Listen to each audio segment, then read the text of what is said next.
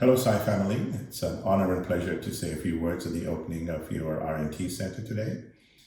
So, as many of you know, my relationship with Sai goes back to over a decade, 2 decades actually, starting first with Raju and then working through with Krishna over the years, and Dr. Sarma and the entire team there.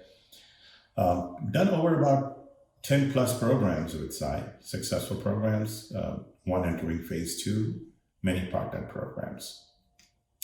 What makes Sai different from other CROs is an underlying principle that they will always make right by the customer.